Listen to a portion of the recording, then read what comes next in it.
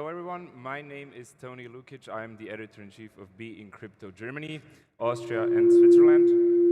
And we're having some interferences here.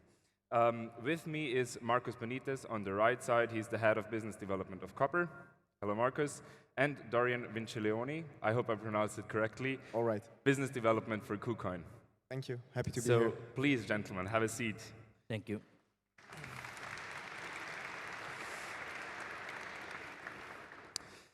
So, right from the start, I'm going to be a bit cocky here, so excuse me for my English if you may so. Blockchain is decentralized. Everyone can buy a hardware wallet, store their keys by themselves, use a browser extension, and secure their crypto. We don't need pension funds, banks, or large institutions in crypto. So, please change my mind. Okay. So first, I would say that the decentralization level is still an argument that lots of people, and the discussion that is still going on for many ecosystems and many blockchains. But about the need, I don't think I'm going to change your mind because there is no need for these people, these institutional investors to join, actually. It's more about how users can benefit from it as well.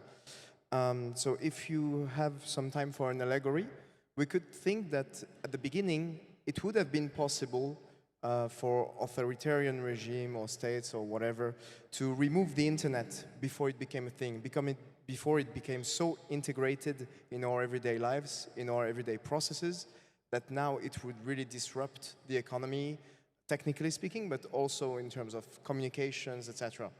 So with crypto, we might have to go through the same pattern, same way, in order for it to be more institutionalized, more in our daily processes, etc., for it to become a thing that cannot be removed should things go wrong in a way that we don't want to see them going, obviously. Do you agree to that? Yeah, definitely. I mean, I think personally, from my point of view as a user, I am all in for disintermediation, decentralization, and then self-custody, I would say.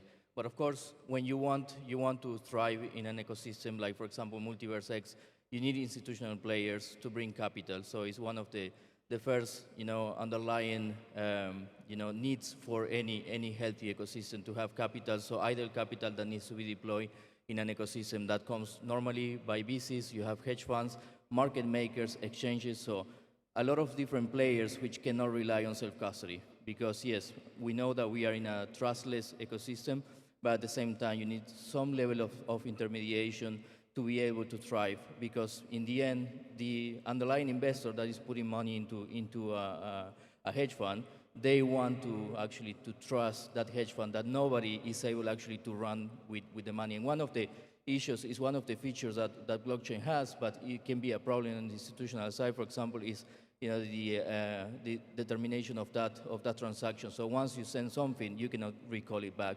So that's why you need a setup that people like Copper and different type of companies can provide. So I think there is a place for everyone, and I think that's the final statement. No? So you would kind of say that it needs both for us in the space to kind of foster blockchain deep into society, into regulation, into. Would you generally agree to that? Like, we need decentralization probably for normal customers, but we need... It depends on your vision. It depends on what you're trying to do.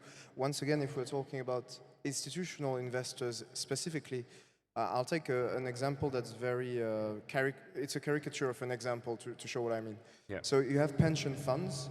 Even if they wanted to join and invest in such assets, such products, they could not because their risk policies and processes would not allow what you just described, which is if a transaction goes wrong, then there is nobody to speak to.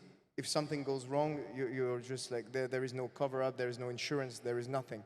So in order for this to be possible, there needs to be a level of intermediation, and that's why we are seeing actually the institutionalization that we are seeing right now. Because all these institutions are seeing the interest that's around crypto, like the organic interest that has been created around it, and they need to find ways to go there, even though the ways that we created technologically, originally decentralized, that they are not doable for them. So it's kind of compliance, right? So it's basically their compliance at the institutional level, which they have to keep the pension funds, the banks, whoever is going in there. Absolutely. Yeah. Yeah, maybe to add there, I mean, there is a reason why pension funds don't invest directly, in tokens.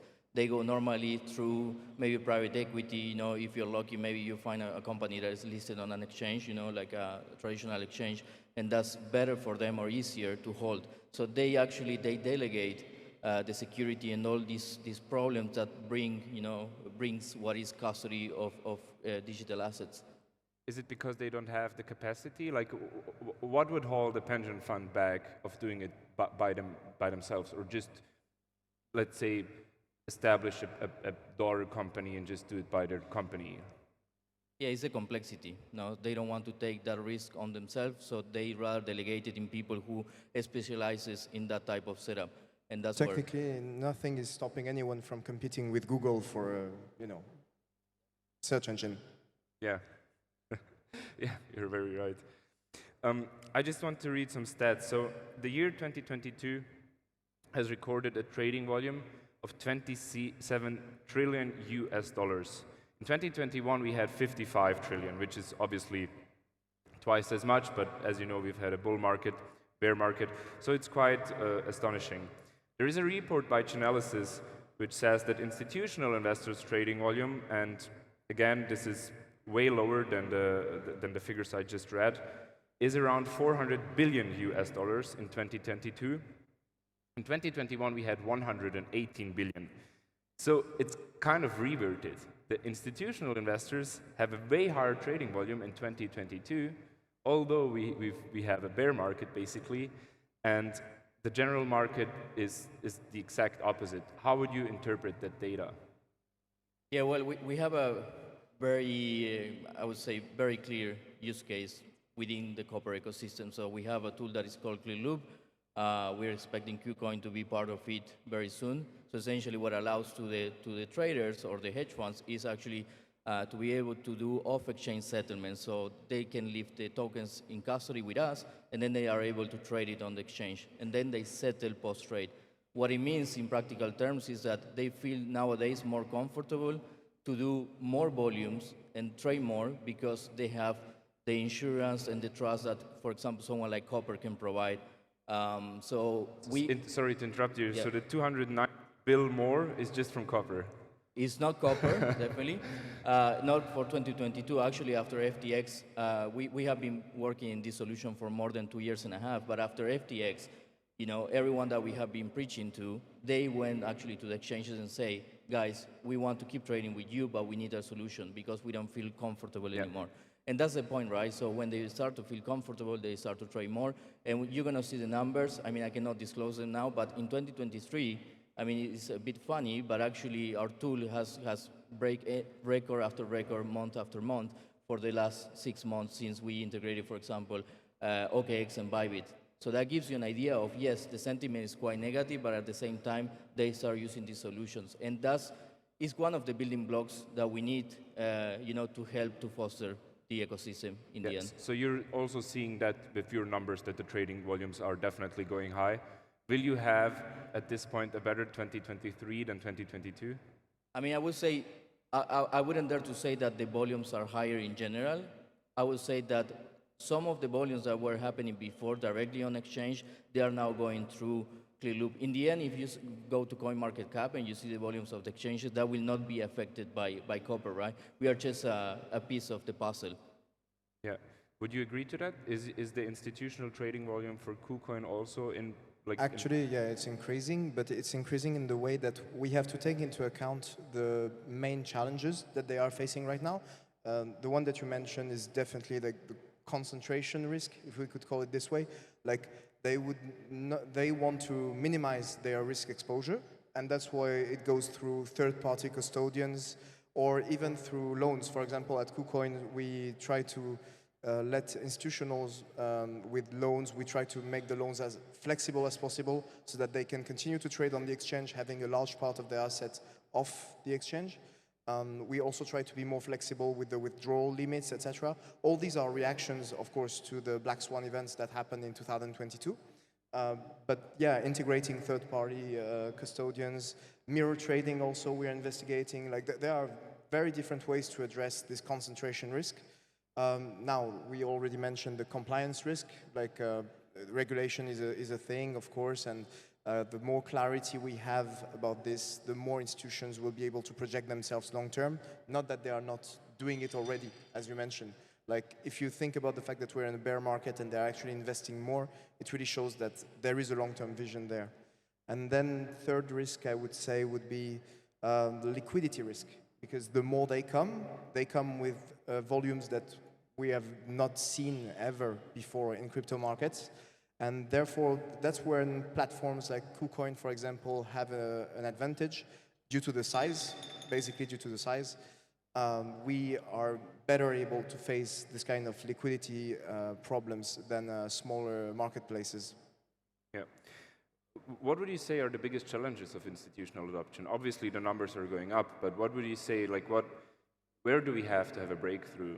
Is it one piece missing in the puzzle? Is it two? Is it three? Like how far are we away of really having people onboarding, institutions onboarding, and what are the biggest problems in this sector? I would say it's a combination. There is not one single answer. What I would say is, yeah, definitely is trust. If you think about it, it's like they are facing most of these TradFi people that comes from traditional incumbent banks and hedge funds and so on.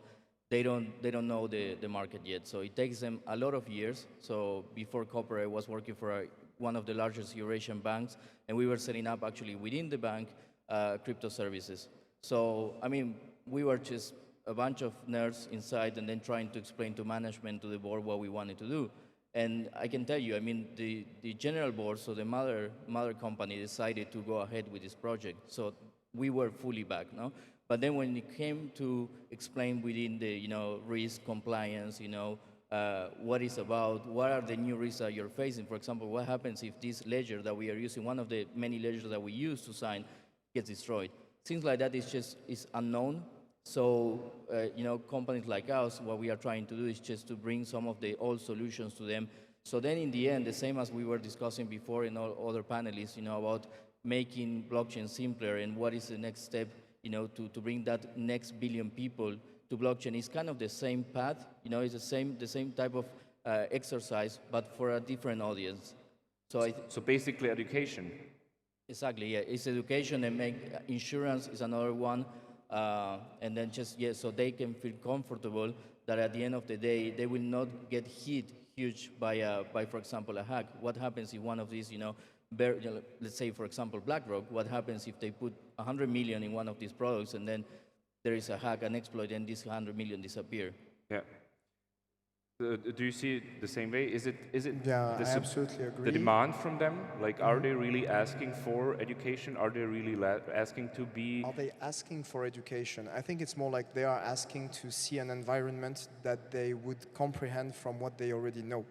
So, yeah, bringing products that they have already encountered and trying to call it the same way, even though it's not exactly the same thing. That's kind of what's happening at the moment. That's the part when we can be active. So that's defining an environment where institutionals feel almost like at home. And then there is a part, unfortunately, where we cannot be so proactive, is the general regulation landscape, etc., where we are just like reacting, of course, taking into account what is being told to us. Yeah. And trying to take into account the level of clarity that we're given. But it's very hard to anticipate where the legislator wants to go, where the regulators want to go. And because of that, like, it's quite risky to do proactive things, because if the iterations, there is a lot of variation between the iterations that are done with the regulation. For example, in Europe, we have MiCa. They're already talking about a MiCa 2, and it's not even enacted yet. So, yeah, being reactive is definitely on the table. Being proactive is still a risk. And because of that, once again, when you're a global exchange like we are, and global companies, you're able to provide services to a multitude of countries. We are in about 200 countries at the moment. And that's why you have a wider range of clients, and you can remain as a neutral partner for most of them. You just mentioned MiCa. Let's stick with MiCa. So MiCa is the first joint framework of the European Union, the Markets and Crypto Assets Regulation, which will actually, it's the first broader framework for such a huge economic zone. Do you think it will impact institutional adoption? Yeah. I mean, definitely. I mean, essentially what they are asking, what institutions are asking is to have a framework where they can act and invest kind of in peace without expecting, a bad reaction from the regulator, They don't want that slap in the hand. So for that to happen, they need actually clear rules. And when the clear rules are there, then they feel, that they can go all in, so to say. It's the same with ETF. MiCa ETF approval in the US we know that there are other countries. We have ETF for a long time in Europe, also even in Brazil.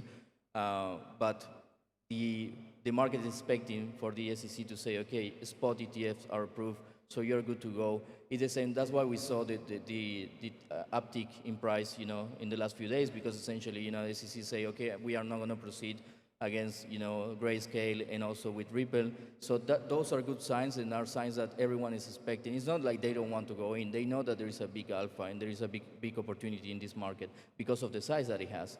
So there is such a how you say, uncorrelated returns, when you get into a market that is only 1 trillion nowadays with people like BlackRock that manages themselves just 10. So yeah, MiCa definitely is going to help. We are not present in Europe, but we see it like for the conversation that we have out of the UK and out of Switzerland to other clients in the EEA is essentially, yes, this very much benefits them.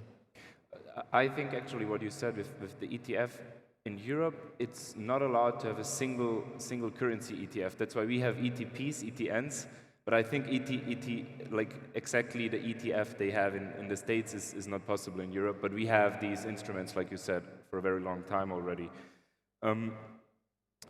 So if we take a look at, okay, there's one thing, institutional adoption, institutional custody. And if we go from institutional custody to institutional adoption, what would you say, which role does custody play for the institutional adoption to happen, Dorian? Sorry, could you repeat the question? I'm having trouble speaking. The sound is really bad from the side of the stage. Sure. What role does institutional custody play for institutional adoption? Well, it's once again addressing this concentration risk issue first and foremost. Like, if they know that they have somebody to speak to if something goes wrong and there is an insurance and etc., massive institutional adoption is definitely on the table. Now, institutions are generally more careful than early adopters or whatever, so they have a tendency to be late adopters when you look at it. Probably what we're going to see is network effects. Network effects because some institutions are jumping in, some others will be compelled to. And in the end, yeah, we will have this massive adoption that you're speaking to. So institutional custody is part of the solution, but we truly believe that it's only like, it's one piece of the puzzle. It's necessary, the way their policies are set right now, and maybe even these will adapt to our new space. Like, you don't know, because it has never been done before. That's what's exciting about it. Yeah. So what would you then say, Marcus, are the biggest benefits of institutional custody if you just look at, okay, institutions are going in, you have adoption coming. Is it solely I mean, obviously security, we mentioned security. Is there any other effect outsourcing that part to another company? Because you mentioned, like, are there any regulations? Is there anything cooking in the background that you really have to have? I think even just taking advantage, like KuCoin is here, we can talk about the difference with the old world, where actually you never deposit your securities within an exchange and then you trade, right? There is a depository, there is a custodian outside that takes that role. And I think we are going that direction. So there is no clear regulation yet.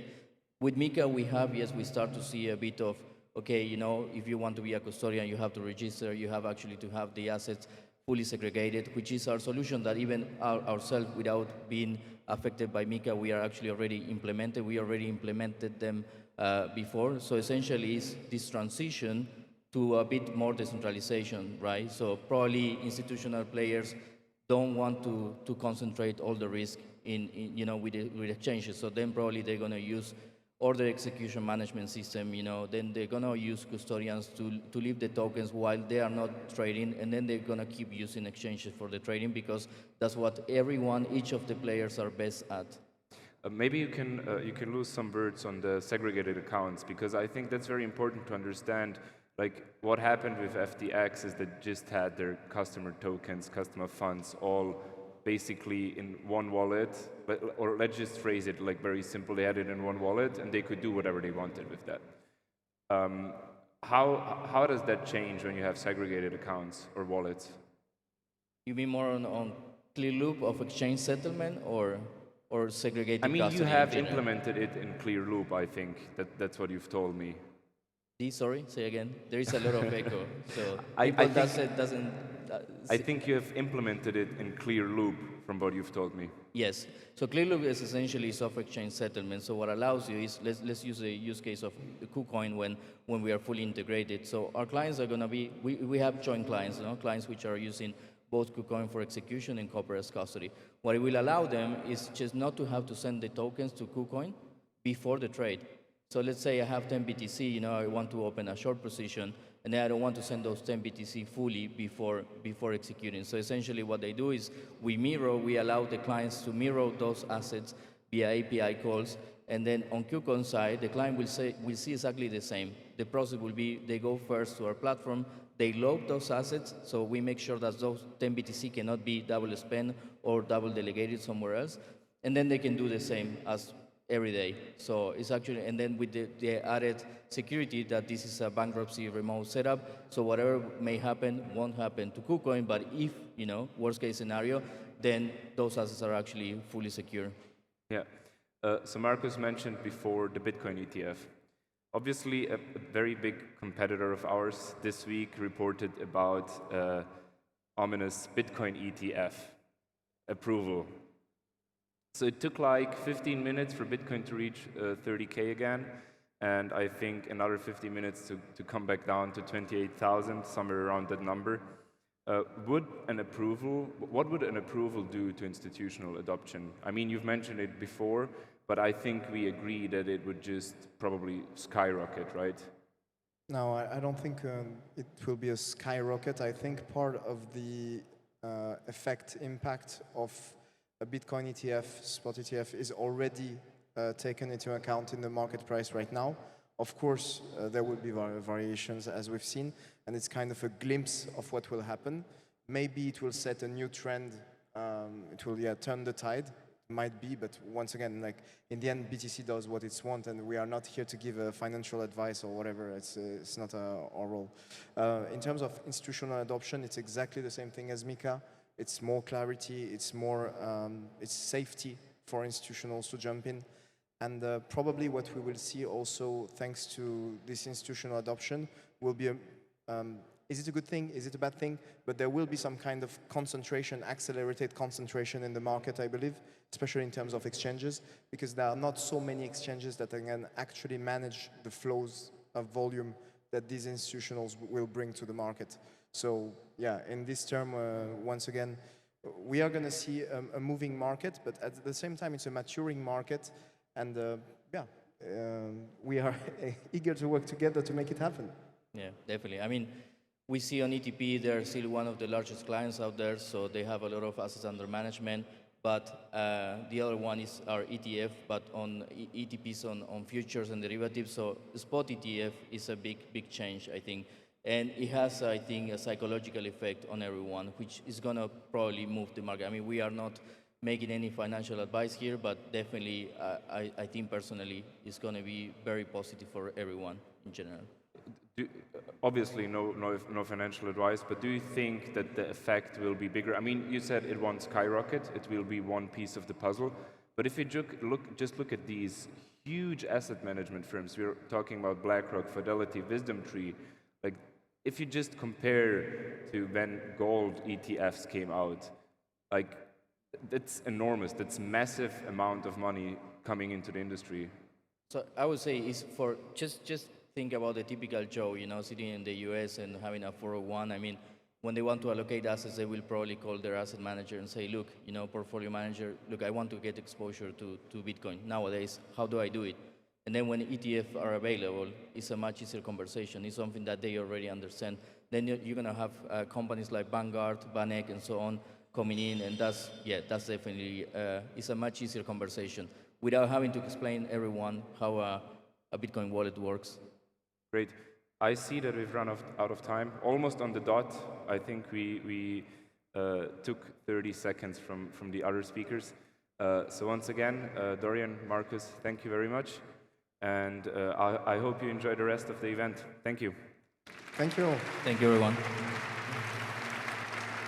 Thanks for the questions. Thank you.